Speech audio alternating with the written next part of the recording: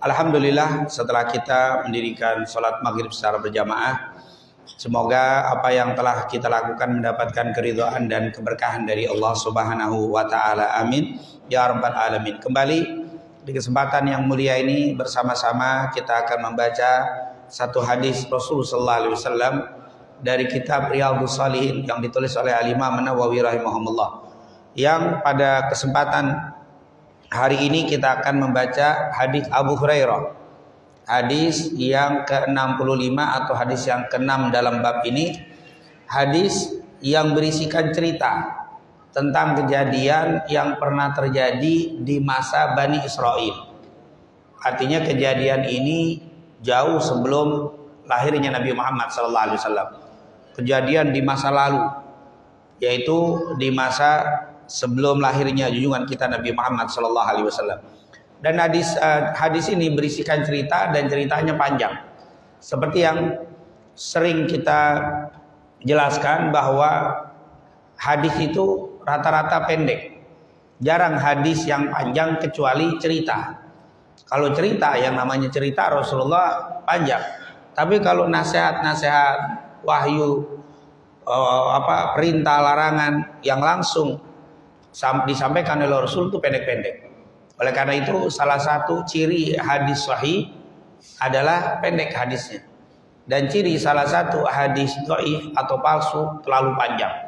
Karena jarang Nabi itu bicara panjang kecuali memang isinya cerita. Jadi kalau bukan cerita hadis ini, ulama sudah dapat memastikan pasti hadisnya dhaif atau palsu. Kalau panjang seperti ini. Kenapa? Karena bu'ithtu bijawami'il kalim. Karena kata Rasulullah, aku itu diutus oleh Allah bijawami'il kalim, dengan mengucapkan kalimat yang pendek tapi isinya sangat lengkap. Kalau kita kan beda, ngomongnya banyak, isinya sedikit. Kalau Nabi itu bicaranya pendek, padat, syarat dengan isi. Nah tapi ini cerita. Karena cerita panjang, bacanya aja tadi 5 menitan lebih. Ini kalau kita baca terjemah, apalagi pakai penjelasan, urusannya jam 9 baru selesai. Makanya kita singkat saja, diterjemahkan begitu saja. Insya Allah tetap tidak mengurangi makna daripada hadis ini. Dikatakan di situ qala al-muallif rahimahullah wa nafa'ana bi fid-dharain amin, an Abi Hurairah radhiyallahu anhu. Dari Abu Hurairah beliau berkata, annahu sami'an nabiyya yaqulu, beliau pernah mendengar Rasulullah sallallahu alaihi wasallam bersabda, inna thalathatan min bani Israil, dulu ada 3 orang, inna thalathatan min bani Israil atau fi bani Israil, dulu ada 3 orang dari orang-orang Bani Israil. Bani Israil ini tentunya keturunan Nabi Yakub. Nah, itu para nabi, Ishak, semua itu para nabi, semua para nabi-nabi sampai ke Nabi Isa. Itu semuanya adalah Bani Israil.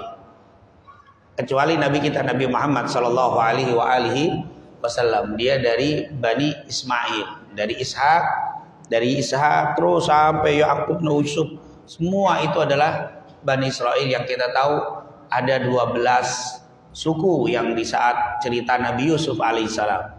Itu adalah Bani Israel. Nah, kisah ini terjadi jauh sebelum datangnya Rasul. Dulu ada 3 orang, yaitu di golongan Bani Israel. Yang pertama Abros. Abros ini ada yang menerjemahkan kusta, tapi yang lebih tepat Abros itu sopak. Abros ini kulitnya belang. Jadi ada yang putih, ada yang hitam. Tapi bukan karena pakai helm, emang asli digosok juga tetap karena kadang-kadang kita juga pakai helm kelamaan pas gitu buka yang ini belang begitu, tapi ini belangnya belang penyakit. Itu kusta sopak ya, mungkin bahasa kita tuh sopak. Abros. Yang kedua akro ini botak, rambutnya kepalanya kagak ada rambut sehelai pun, botak. Bukan karena usia, masih muda, tapi emang gak punya rambut. Yang ketiga a'ma. Yang ketiga adalah buta. Jadi ada yang diuji oleh Allah ini dulu ada 3 orang. Ini kisah terjadi, bukan fiktif, bukan hayalan, tapi kejadian betul di zaman Bani Israel. Ada 3 orang. Yang satu kulitnya nggak bagus, jelek, belang. Yang kedua palanya lontos, kagak ada rambutnya. Yang ketiga buta total, tidak lihat sama sekali. Dikatakan wa aradallahu an yabtaliyahum, wa aradallah, dan Allah menginginkan, Allah menghendaki untuk apa?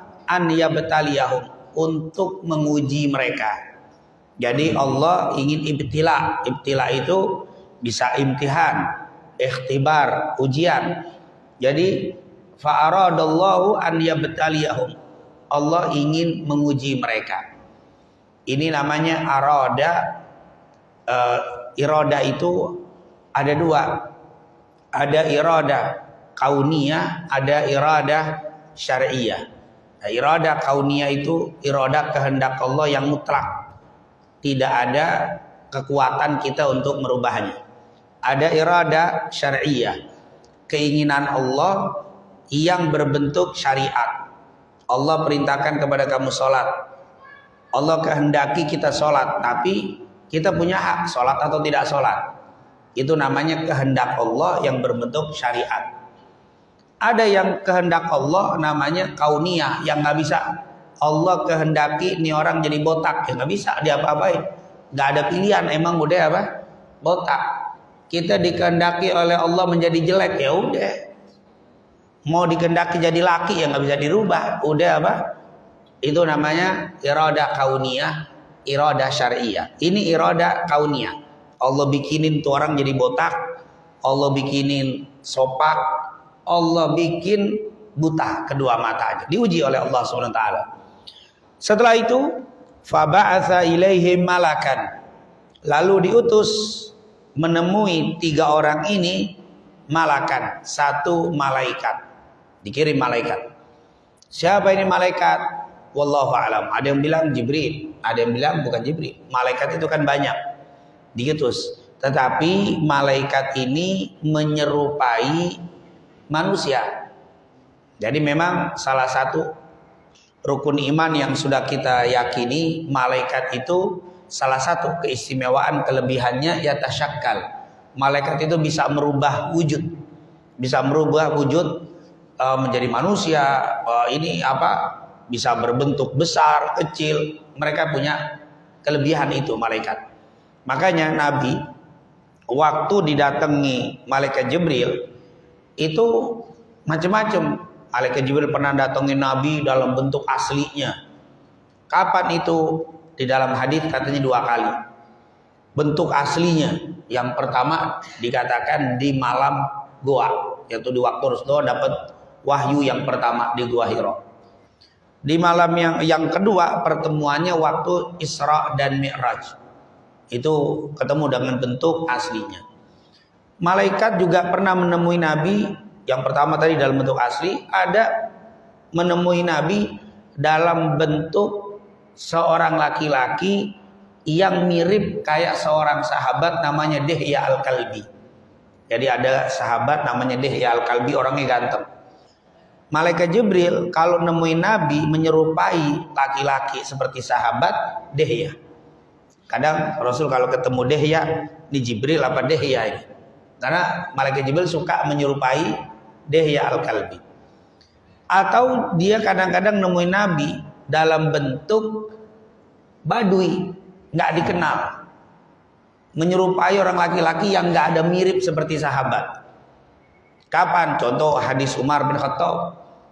Ketika Nabi sedang duduk, tiba-tiba bainama nahnu julusun inda Rasulillah ittala alaina rajulun syadidu bayadhi thiyab syadidu syawadi syar la yura alaihi atharu safar wa la ya'rifuhu minna ahad fajalasa ila nabi fa asnada rubbatai ila rubbatai wa wada kaffai ala fakhidai. Itu hadis Umar bin Khattab ketika kamu sedang duduk, tiba-tiba datang seorang laki-laki berpakaian sangat putih, rambut sangat hitam, tidak terlihat tanda-tanda safar, kami pun tidak kenal sama dia. Diduduk di dekat Nabi lalu diletakkan kedua tangannya di atas pahanya. Ternyata setelah pergi, Nabi bilang itu adalah malaikat Jibril datang mengajarkan kepada kalian tentang agama kalian. Berarti dalam bentuk yang nggak dikenal. Itu bentuk malaikat. Ada juga malaikat yang datang bukan ke Nabi Muhammad, ke nabi-nabi lain dalam bentuk laki-laki yang sangat ganteng. Seperti kalau kita baca cerita Nabi Lut, didatengin tamu karena ganteng, kaumnya pada apa? Pada jatuh cinta. Mereka pengen meluk aja tuh tamu Nabi Lut karena ganteng. Ternyata itu malaikat, waktu yang maju dipegang mukanya akhirnya hilang wajahnya. Itu malaikat dalam bentuk seperti itu. Nah ini salah satu. Jadi kalau kita bagaimana bentuk malaikat waktu menemui manusia, kebanyakan merubah bentuk. Terutama bukan nabi. Kalau bukan nabi dia merubah bentuk menjadi seperti manusia. Tapi kalau nabi kadang-kadang masih dalam bentuk asli. Kenapa? Karena kalau nabi kuat ketemu dengan malaikat dalam bentuk aslinya. Tapi kalau manusia biasa nggak kuat. Dia harus menyerupai manusia biasa sehingga manusia yang ditemui oleh malaikat ini kuat. Karena nggak ada yang kuat bertemu dengan bentuk asli malaikat. Kita jangankan ketemu bentuk asli malaikat. Tadi malam saya bangun mau ke masjid ke sini, pas lihat ada putih-putih lewat, meriang. Padahal lewat bukannya hantu. Ibu-ibu habis sholat tahajud pulang belum dibuka mukenahnya, dipikir hantu. Begitu doang kita meriang. Bagaimana kalau ketemu apa? Malaikat dalam bentuk aslinya, nggak kuat. Di dalam riwayat Ibn Abbas bisa buta, bisa mati, bisa gila kalau ketemu malaikat.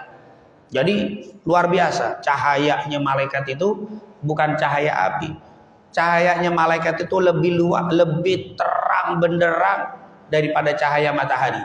Kita ngelihat cahaya matahari aja nggak kuat berlama-lama, bagaimana ngelihat malaikat? Karena malaikat itu diciptakan dari nur, tapi nurnya kalah apa cahaya matahari. Makanya datangnya malaikat Jibril ke bumi dalam sekian detik sudah di sini, dalam sekian detik di langit sekian. Begitulah cahayanya begitu cepat, melebihi cepatnya pergerakan cahaya matahari. Matahari itu ada yang bilang 1,5 miliar, tapi jarak itu cahayanya dalam sekian detik sampai di bumi.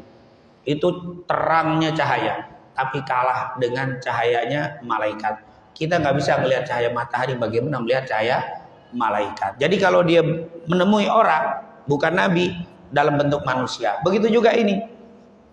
Datang nih malaikat yang pertama fa'atal abros, datang menemui orang yang penyakit belang. Faqal, lalu orang itu malaikat nanya kepada si belang nih, yang kulitnya belang. Ayu syai'in ahabbu ilaik, yang paling kamu idam-idamkan, yang paling kamu mau apaan? Dia nanya nih malaikat sama si belang ini. Qal launun hasan. Ya namanya saya kulitnya udah jelek lama, saya ngarepin juga launun hasan, apa? Warna kulit yang indah. Wajildun hasan, dan juga bukan warnanya saja, tapi kulitnya juga bagus. Jangan sampai kulitnya warnanya bagus tapi keriput, nggak mau. Jadi pengennya kulitnya bagus, warnanya bagus. Akhirnya wayadhab anni, dan akhirnya hilang dariku alladzi qad qadarani nas, yang menyebabkan orang menghina aku. Ini saya punya kulit jelek, orang akhirnya banyak yang menghina, orang banyak yang meledek, merendahkan saya gara-gara kulit saya belang. Jadi kalau ditawarin, saya pengen kulit saya jadi indah, kulit saya jadi bagus, warnanya dan kulitnya jadi bagus. Famasahahu, akhirnya malaikat itu mengusap. Masaha yamsahu, famasahahu, dia usap tuh si orang yang belang tadi, kulitnya yang belang diusapin kulit, dipegang begitu. Pas diusap, fadhahaba anhu kadaruh, maka hilanglah berjeleknya kulit tadi, belangnya tadi hilang. Wa u'tiya, akhirnya diberikan kepada orang itu launan hasanan wajil dan hasanah. Tiba-tiba kulitnya jadi terang, warnanya cerah. Nggak ada manusia di masa itu yang lebih bagus kulitnya dan warnanya melebihi orang ini. Terus qala, si orang ini malaikat nanya lagi, fa ayyul mali ahabbu ilaik? Harta yang paling kamu sukai apaan? Yang paling kamu pengenin harta itu apaan? Qal al-ibil, dia bilang onta. Au qala al-baqar, atau sapi. Nah, di sini terjadi rawinya ragu. Dia ngomong sapi apa onta. Syakkar rawi ragu, itu syakkar rawi. Nah, bukannya nabi yang salah, bukan, tapi bukan nabi yang cerita ragu, tapi rawi yang dengar. Kayaknya guru saya dia mintanya tuh onta apa sapi, saya ragu tuh. Jadi syakkar rawi. Rawi itu yang meriwayatkan hadis, bukan sahabatnya, tapi orang-orang yang di belakang sahabat. Illa annal abras awil akra qala ahaduhuma. Yang pasti yang kulitnya jelek ini minta onta atau sapi. Atau si botak yang gak punya rambut mintanya onta atau sapi. Pokoknya itu. Jadi kalau nggak yang botak minta onta atau minta sapi, atau sebaliknya si abros mintanya onta atau sapi. Taruh di sini minta onta. Qala aduhuma wa qala al-akhar al-baqar, dia tuh dalam riwayat yang lain sapi. Jauh kita ambil onta dikasih fa'utiyana qa usyara. Akhirnya dia dikasih onta atau sapi usyara beberapa puluh yang lagi bunting, bukan hamil, bunting ya, udah dikit lagi apa melahirkan. Setelah dikasih faqala barakallahu laka fiha, malaikat bilang nih, tiba-tiba kulitnya jadi indah, warna kulitnya jadi cemerlang, tiba-tiba dibawain tuh puluhan sapi atau unta dalam keadaan bunting.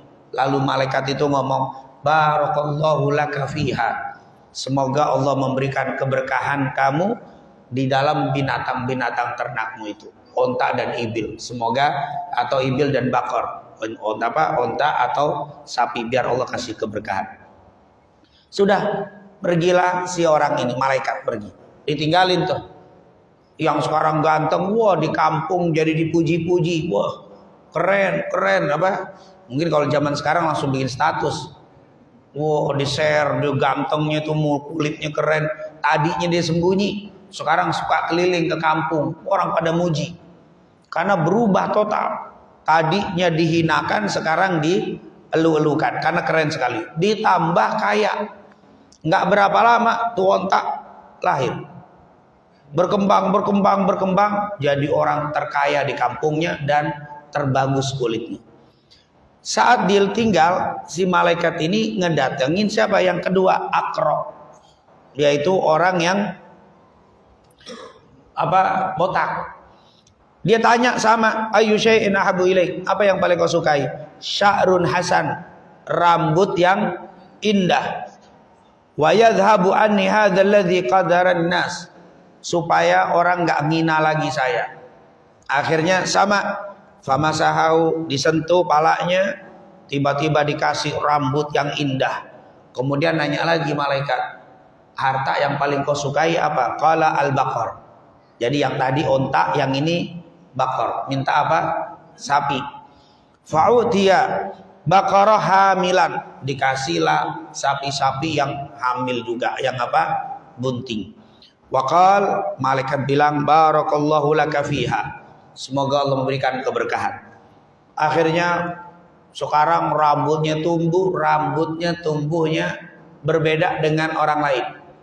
Keren, orang ngelihat rambut pasti muji, ngelihat rambutnya dia. Akhirnya masya Allah, manjang dulu tuh rambut, keliling dulu apa, ngeliatin rambutnya. Ditambah jadi orang kaya dia. Karena tadi sapi yang hamil lahir nanti menjadi orang kaya. Nah, saat ditinggal, dia datang ke satu lagi yang terakhir nih. Apa itu? A'ma, yaitu orang yang buta. Fa'atal a'ma, dia datang ke orang yang buta. Faqala ayyu syai'in ahab ilaik, sama pertanyaannya, buta, apa yang kau paling inginkan? apa yang paling kau idamkan? Qal, si buta ngomong, an yuraddu, an katakan an yaruddallahu ilayya basari. An yaruddallah, semoga saya pengen Allah mengembalikan. Nah, mengembalikan kepada saya apa? Basari, pandanganku. Saya pengen Allah mengembalikan pandanganku. Fa'ubsiru bihin nas, sehingga saya bisa melihat orang, melihat keluarga, melihat saudara, melihat tetangga. Famasahahu, langsung malaikat sama dipegang tuh apa, matanya diusap yang lagi buta itu. Faraddallahu basarah, tiba-tiba matanya melek, langsung dia bisa melihat lagi. Lalu ditanya sama dengan yang pertama, ayyul mali ahabbu ilaik, harta apa yang paling kamu sukai? Qal al-ghanam, kambing. Jadi yang paling apa? Paling murah nih mintanya kambing. Fa'utiya syatan walidan, akhirnya dikasihlah dia kambing yang apa? Subur, lahir mulu, walidan, lahir mulu tuh kambing. Kasih yang udah bunting, udah gitu berapa pasang, lahir mulu. Akhirnya sudah beberapa tahun, fantajahadani wa walladahada, dikatakan fantajahadani, yang dua itu, yaitu yang kulitnya sopak, yang palanya rambutnya botak, dikasih onta dan sapi, berkembang. Wawalada dan wawaladahada, dan yang ini juga beranak terus tuh kambing. Berarti di sana berkembang biak, di sini beranak, dan akhirnya ketiga-tiganya menjadi orang terkaya di kampungnya. Ini bos yang kulitnya keren, bos onta, ontanya sekampung punya onta dia. Yang satu lagi yang rambutnya indah itu bos sapi. Nah, yang buta ini jadi bos kambing. Banyak hartanya. Setelah beberapa tahun, fakana lihadza wadin minal ibil. Lihat, dijelaskan. Yang onta punya selembah wadin, selembah penuh dengan ontanya dia. Walihadza wadin minal bakor. Yang satu lagi selembah. Kalau naik ke atas lembah padang pasir itu punya dia semua sapinya. Walihadza wadin minal ghanam, yang ini juga punya selembah kambing. Tsumma innahu atal abras fi suratihi wa hayatihi. Enggak beberapa tahun datang nih malaikat. Tapi dalam bentuknya apa? Yang pertama ata al abras, dia mendatangi yang kulitnya sopak. Yang pertama, yang punya onta, yang bos onta, yang sekarang ganteng, kulitnya keren. Fi suratihi, di dalam bentuknya, wahayatihi, dan bentuknya. Surah yaitu muka, dan penampilan badannya persis kayak yang dulu waktu kulitnya rusak. Ya, fi surati wahayatihi, dia mendatangi dalam rupa dan bentuknya seperti orang abros. Jadi malaikat ini merubah bentuk orang sopak, kulitnya jelek sopak, datang dia menemui orang yang dulunya sopak, yang kaya itu. Fagala, setelah berhadapan, assalamualaikum, waalaikumsalam, ketemu. Fagala, ana rajulun miskin. Dia minta nih, Tuhan, saya ini orang miskin. Ana rajulun miskin. Miskin itu orang yang perlu dikasihani, itu miskin. Yaitu orang yang gak punya harta, perlu dikasihan, itu miskin.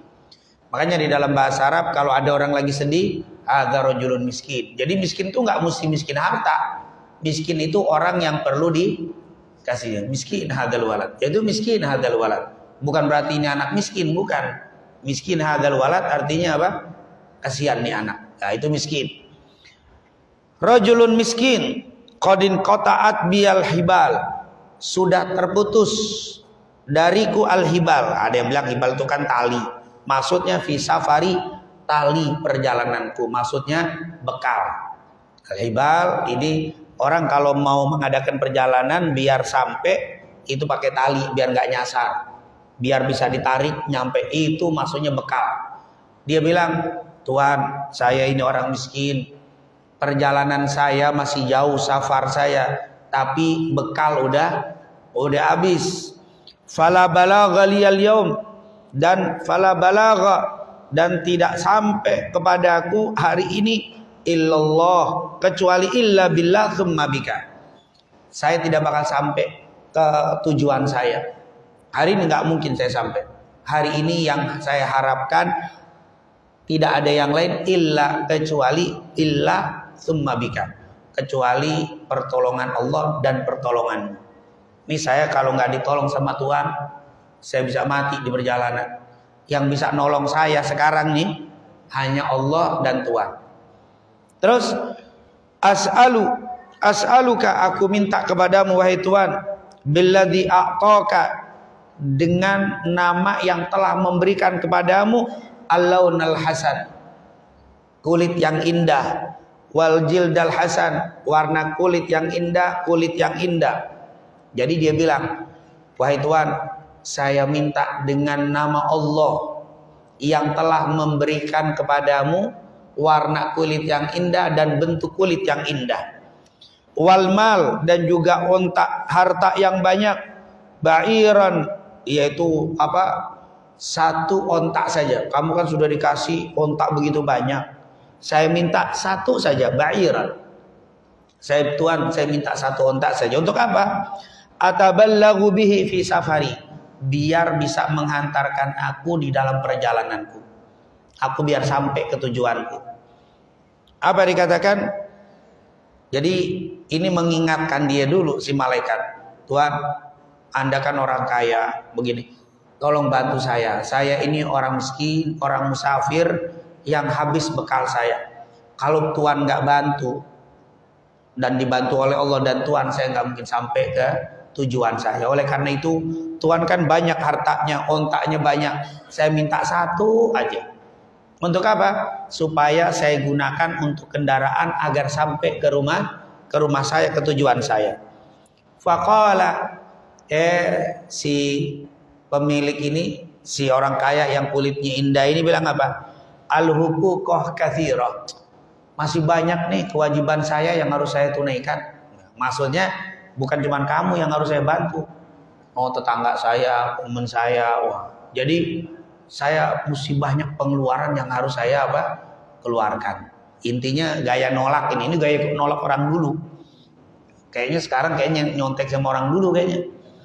Waduh, ana masih banyak kebutuhan nih yang mesti saya lunasi, yang mesti itu gaya dulu tuh. Faqala lahu, sudah pokoknya nggak mau ngasih. Al-huquq katsira. Waduh, saya harus banyak menunaikan kewajiban saya, masih banyak keperluan begini. Pokoknya nggak ngasih. Setelah dia muter nggak ngasih, si malaikat ngomong, Kani arifuka, kayaknya saya kenal deh sama kamu. Digituin sama malaikat. Kayaknya saya kenal sama kamu. Alam takun abros, bukankah dulu kamu punya kulit sopak? Yaqdarukan nas faqiran, orang-orang pada jijik sama kamu karena kulitmu dan karena fakir. Dulu kan kamu miskin. Qala abna fa'atakallah, lalu Allah berikan kepada kamu sehingga kamu menjadi orang besar, kaya, kulitmu indah. Tapi kan dulu bukannya orang miskin. Bukankah dulu kulitmu jelek? Dia jawab, innama waristu hadzal mal kabiran an kabirin.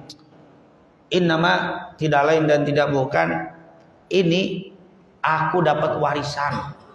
Jadi ontak saya banyak ini bukan seperti yang kamu tuduh. Dia ngomong seakan-akan saya kagak miskin yang sebilang kamu bilang. Kulit saya nggak seperti antum tuduh. Dari dulu saya memang udah kaya. Dia bilang, waristu hadza, saya dapat warisan ini, almal, harta yang banyak, kabiron an kabirin, dari yang besar ke besar. Maksudnya memang kakek moyang saya orang kaya. Jadi kakek keturunan orang kaya, bukan cuma bapak. Kakek saya kaya, ini kaya. Sombong dia bilang dia lupa. Dia bilang saya nggak pernah miskin. Saya ini dapat harta yang banyak karena warisan dari kakek-kakek saya yang memang orang-orang besar, orang-orang kaya. Faqala in kunta, dikatakan oleh malaikat, benar. kamu dulu nggak pernah miskin. Bener, ini harta dari warisan. Bener, dulu memang kamu udah bagus kulitmu, bukan dulu kamu sopak. Bener, saya nggak bohong.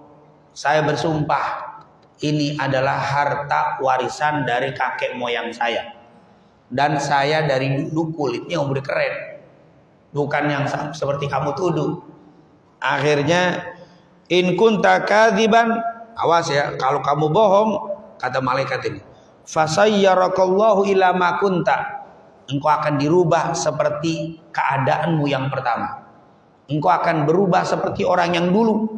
Kalau engkau bohong, saya nggak bohong. Wah, udah ngomongnya itu dengan penuh yakinnya, dengan penuh percaya diri. Akhirnya berubah, tiba-tiba harta ontanya habis. Dia kembali lagi kepada kulitnya yang sopak. Dirubah sama Allah Subhanahu wa ta'ala. Dia ternyata gagal. Dia tidak bisa mensyukuri nikmat yang datang dari Allah Subhanahu wa ta'ala. Sudah habis. Akhirnya malaikat datang ke yang kedua. Wa atal aqra fi surati wa hayati. Dia datang ke orang yang dulunya botak, dalam keadaan rambutnya botak dan fakir. Datang. Faqala lahu mithla ma qala li hadza. Orang itu, si malaikat ini ngomong kepada si orang botak ini seperti yang dia katakan kepada orang yang kulitnya sopak. Wahai Tuhan, saya ini sedang mengadakan musafir, tapi bekal saya habis.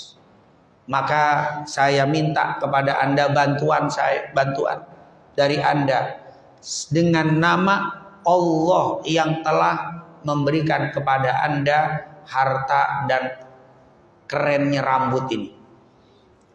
Si orang itu bilang, al-huquqah katsira. Wah, sama. Dia minta, aku minta sapi yang begitu banyak, sapi yang Allah berikan kepada kamu. Dengan sapi ini saya akan pulang. Saya akan melanjutkan perjalanan agar sampai ke tujuan saya. Jawabannya sama, al-huquqah katsira. Hak-hak yang harus saya tunaikan cukup banyak.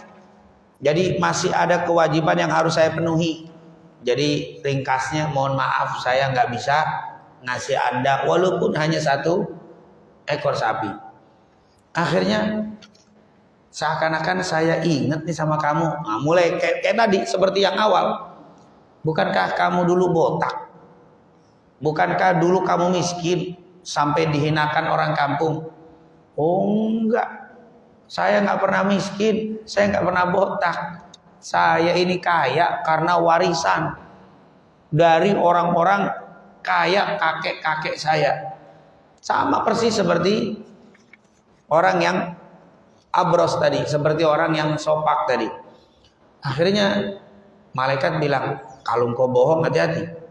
Allah akan rubah kamu menjadi orang yang pertama dulu, seperti kembali keadaanmu. Dia bilang, saya nggak bohong, saya bersumpah. Akhirnya dihilangkan semua nikmat, sakinya habis semua. Dia rontok lagi rambutnya dan botak lagi kayak awal, dan akhirnya menjadi orang hina dan dihinakan oleh orang kampung. Nah, yang terakhir, wa atal a'ma fi suratihi wa hayatihi. Datanglah malaikat ini ke orang yang buta dalam bentuk seperti orang yang buta, matanya buta, ini malaikat, dan bentuknya seperti orang fakir. Datang membawa tongkat, meraba-raba jalan sampai ketemu dengan orang kaya ini sambil mengatakan, rajulun miskin, saya ini orang miskin, wa ibnus sabil, dan saya sedang mengadakan perjalanan jauh, wan qata'at biyal hibalu fi safari, bekalku habis di dalam perjalananku ini. Fala balagha liyal yaum illa billah tsumma bika. Tidak ada yang bisa menyampaikan perjalananku pada hari ini kecuali dibantu oleh Allah dan kamu. Terus, as'aluka, aku minta kepadamu bantuan, billadzi radda 'alaika basarak, dengan nama Allah yang telah mengembalikan pandanganmu kepadamu. syatan, satu saja ekor kambing, satu ekor kambing saya minta. Atabalaghu biha fi safari, dengan satu ekor kambing itu saya akan menjadikan atau dijadikan modal agar supaya perjalananku bisa sampai ke tujuanku. Ini jawaban yang ketiga berbeda dengan penjawaban yang orang sopak dan orang botak. Faqala kuntu a'ma. Lihat dia ngaku. Kuntu a'ma. Dulu saya buta. Faraddallahu ilayya basari. Lalu Allah kembalikan pandanganku. Dia nginget tuh. Syukur kepada Allah, dia tidak. Kalau yang lain kan tadi bilang, saya nggak pernah botak, saya nggak pernah sopak, saya kaya dari warisan. Dia nggak. Allah mengembalikan pandanganku. Dulu saya buta seperti kamu. Fakhud ma syi'ta wada' ma syi'ta. Ambil yang kamu mau, tinggalkan yang kamu mau. Maksudnya jangan satu. Mau ambil berapa itu kambing, ambil terserah. Khud ma syi'ta, ambil sesukamu. Terus wada' ma syi'ta, tinggalkan sesukamu. Seandainya engkau ambil semua, ambil. Ini orang apa? Orang buta dibilang ambil semua. Fa wallahi, demi Allah, ma ajhadukal yawm bi syai'in akhadtahu lillah azza wajal. Aku tidak akan pernah menghalangi kamu di hari ini kalau kau mengambil atau meminta dengan menyebut nama Allah. Dia kan tadi nyebut nama Allah. Aku minta kepadamu dengan Allah yang telah mengembalikan pandanganmu. Karena engkau minta dengan menyebut nama Allah, ambil semua yang kau mau. Faqal, malaikat dengar begitu tersenyum. Ini orang buta langsung tersenyum sambil mengatakan, amsik malak, tahan, jaga hartamu. Kenapa? Aku nggak mau ngambil hartamu, walaupun satu ekor kambing. Aku tidak akan ngambil. Kenapa? Fa innama utulitum, karena sungguh engkau itu sedang diuji oleh Allah. Aku ini datang sebagai ujian. Faqad radhiyallahu anka, sungguh Allah telah ridho dengan kamu. Kenapa? Engkau lulus ujian. Engkau lulus ujian. Wasakhita ala sahibai. Sementara Allah murka kepada kedua sahabatmu yang botak dan juga yang abros, yang kulitnya sopak tadi. Subhanallah. Hadis sahih. Tentunya ini saya tidak detilkan tadi cerita ini karena sangat panjang. Tapi dari cerita tadi sudah kita fahami dan banyak hikmah yang bisa kita petik. Di antara hikmahnya yang pertama, sebenarnya kaya dan miskin adalah ujian. Jadi kita dikasih kaya itu adalah ujian dari Allah. Dikasih miskin juga ujian dari Allah. Dan ternyata ujian dengan kemiskinan itu lebih banyak lulus daripada diuji dengan kekayaan. Kalau ada 3 orang kaya, 2 gagal, 1 yang lolos. Jadi setengah orang kaya yang lolos dari ujian kekayaan. Kalau di Jakarta ada 1000 orang kaya, diuji dengan ibadah, dengan perintah Allah, jadi berapa itu? Setengahnya, 300-an yang lolos. 600 gak lolos, 600 sekian gak lolos. Jadi setengah dari ujian, ya, kalau ada 3 ini orang kaya, yang lolos 1, yang gak lolos 2. Berbeda dengan orang miskin, kebanyakan lolos. Makanya orang Islam kadang-kadang kata ulama dikasih ujian dengan miskin. Kenapa? Lebih selamat. Tapi dibanding dikasih ujian dengan kaya. Makanya ya jangan saya saat kalau kaya, udah deh dikasih segitu udah paling bagus dah. Antum kalau kaya jangan-jangan nggak nongol di masjid. Kalau kaya jangan-jangan nggak taklim. Kalau kaya mungkin nggak kenal sama tetangga. Tapi dengan Allah kasih kita bisa ke masjid. Itu sebuah nikmat. Tapi itu yang kaya juga nggak boleh. Saya kalau miskin jangan. Antum diuji dengan kaya bagus, lolos sudah bagus. Karena Allah Maha tahu mana yang cocok dengan ujiannya sesuai dengan la yukallifullahu nafsan illa wus'aha. Ini yang pertama. Jadi kaya itu ujian, miskin ujian. Tetapi ujian dengan kemiskinan lebih banyak yang selamat dibandingkan dengan ujian kekayaan. Kalau ada 3 orang kaya yang diuji, 1 yang lolos, 2 tidak lolos. Itu kata para ulama. Yang kedua, ujian itu besar atau kecil tergantung dari yang menjalaninya, bukan dari bentuk ujian.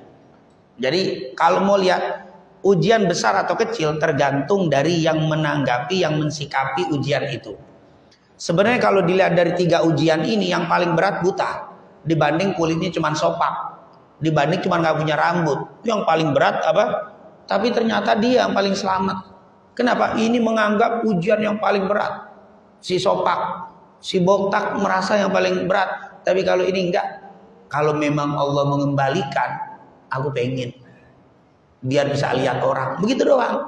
Kalau yang ini, yang paling saya harapkan bisa kembali rambut berambut. Kayaknya berat banget ujian nggak punya rambut. Yang satu lagi kayaknya berat punya ujian sopak. Tapi yang buta nggak merasa itu berat. Kalau memang kan kalimatnya ada, jika Allah menghendaki, saya ingin melihat biar bisa lihat orang. Begitu doang. Ternyata ujian itu berat dan ringan bukan dari bentuk ujiannya, tapi bagaimana mensikapi ujian itu. Ada orang kehilangan handphone, ujiannya kayak ditimpa gunung, nggak bisa tidur, handphonenya hilang. Ada yang kehilangan motor slow aja, santai masih bisa senyum. Gedean mana, mahal mana.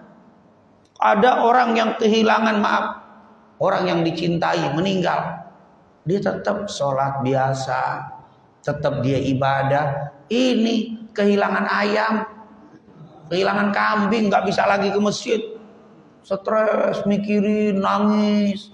Ya Allah, baru sebenarnya bukannya besar dan kecil, tapi yang itu bisa mensikapi dengan baik, yang ini tidak bisa mensikapi dengan baik. Ternyata besar dan kecil sebuah musibah, bagaimana kita mensikapi musibah itu. Nabi Muhammad SAW, oh musibahnya nggak ada manusia yang lebih besar musibahnya dari Rasulullah SAW.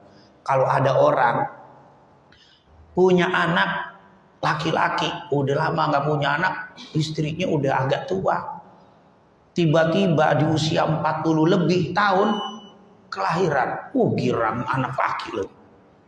Pas baru lagi girang-girangnya meninggal. Allah sedihnya. Nggak tahu hamil lagi, punya anak lagi. Baru girang-girangnya berapa bulan meninggal lagi. Bagaimana sedihnya. Tiba-tiba dikasih anak laki lagi, ketiga meninggal lagi. Tiba-tiba dikasih anak perempuan 1, 2, 3 meninggal semua. Sebelum dia meninggal, di depan matanya meninggal. Kecuali 1 yang waktu dia punya anak nggak meninggal sampai dia meninggal. Itu belum meninggal putrinya. Siapa? Rasulullah SAW. Punya anak laki Abdullah Qasim, lagi girang-girangnya meninggal Qasim. Baru punya anak lagi Abdullah, suka dipanggil Thahir Tayyib, lagi senang-senangnya meninggal lagi. Punya anak lagi namanya Ibrahim, baru lagi lucu-lucunya 18 bulan meninggal lagi. Punya anak perempuan Zainab, meninggal lagi pada tahun 9 Hijriah. Punya anak Rugayyah meninggal lagi. Punya anak Ummu Kulthum meninggal lagi. Semua meninggal di depan matanya Rasulullah SAW. Kecuali Fatimah yang meninggal. Oh, kalau orang sini stres. Punya anak semua meninggal masih hidup. Nguburin anaknya sampai 6 kali. Nguburin anak 6 kali. Loh, 1 kali aja bisa ketawa sendiri. Gak kuat. Tapi Nabi luar biasa. Makanya ujian itu besar atau tidak besar bukan bentuk ujiannya, tapi bagaimana mensikapi ujian itu sendiri. Insyaallah Allah selalu angkat musibah kita. Allah berikan ujian-ujian yang ringan kepada kita. Rabbana la tu'akhidna in nasina aw akhtana, Rabbana wa la tuhammilna ma la taqata lana bih wa'fu anna waghfir lana warhamna anta maulana fansurna 'alal qaumil kafirin. Allahumma inna nas'aluka lutfan fil qada la raddan fil qada. Rabbana atina fid dunya hasanah fil akhirati hasanah wa qina adzabannar. Wa sallallahu ala sayidina Muhammadin wa ala alihi washabihi wasallam walhamdulillahi rabbil alamin. Mungkin itu yang bisa kita jelaskan. Sebenarnya masih banyak hikmah, tapi insyaallah nanti di lain waktu kita bisa singgung sedikit hikmah-hikmah yang bisa kita ambil dari kisah yang sudah kita sebutkan tadi. Subhanakallahumma wa bihamdika asyhadu an la ilaha illa anta astaghfiruka wa atubu ilaik. Lebih kurangnya